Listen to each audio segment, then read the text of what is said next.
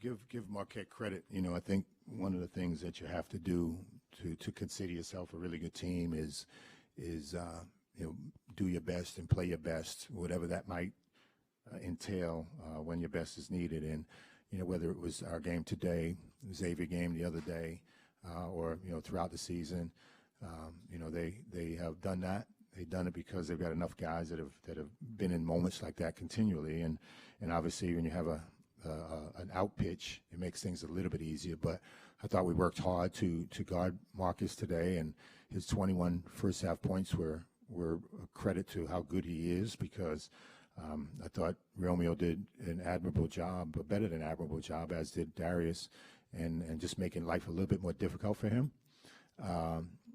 He made 5, and the other guys on the team only made 2 more. So protecting the 3-point line is really important against them. But then you have to make plays. And I thought when we were up for most of the game that we did that. We started to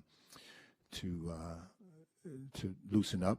They went to a zone. We didn't execute the way we wanted to. We didn't take the balance shots that we're supposed to, whether we practice it every day or just 35, 36 minutes into the day and go to it. And so it's putting them at the line too much for a really good free throw shooting team. And so those are the things that you got to look back on and understand why. But again, like I said, their ability to forge ahead is as much a comfortable place that they live in, because they've been in this position a lot.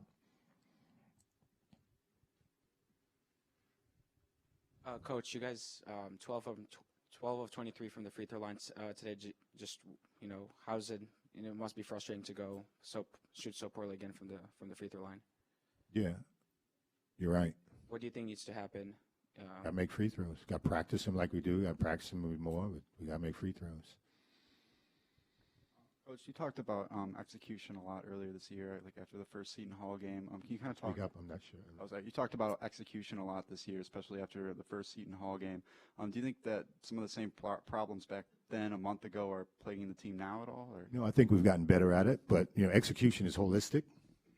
If a shot goes up, that's execution, because you got to box out properly and rotate properly, and there's defensive execution. I think we late in the shot clock, we put them at the line too much by fouling when we didn't need to, things like that. So execution is more holistic than just, we're running the right play and we're running it through and getting the proper shot. Coach, in the first half, especially, you guys were kind of making a living with the mid-range jumpers. Speak up.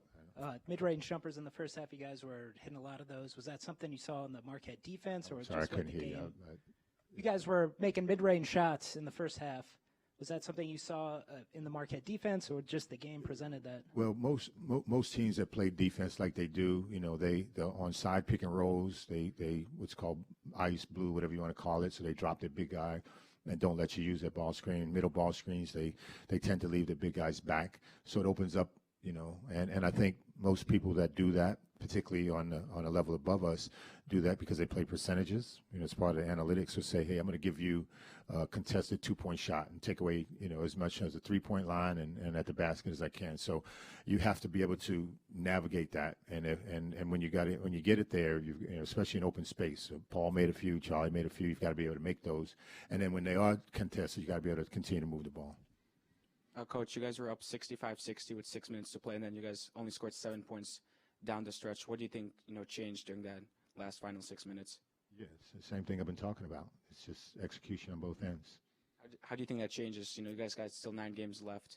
Yeah, I mean, there's 2 things we got to do. We got to stay the course, and I'm proud of these guys, because halfway through the season, or the Big East season anyway, one thing that we've been able to do is maintain ourselves through this whole thing. So that's the first thing we got to do. And then we got to continue to get in the gym and get better at things that we need to get better at.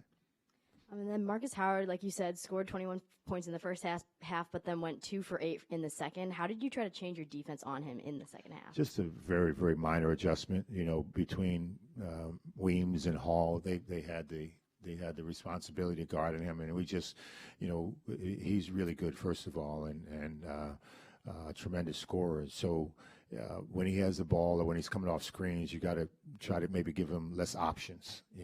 Can I go right? Can I go left? This, that, and the other. There's many things that go into it, and so you just try to lessen his options.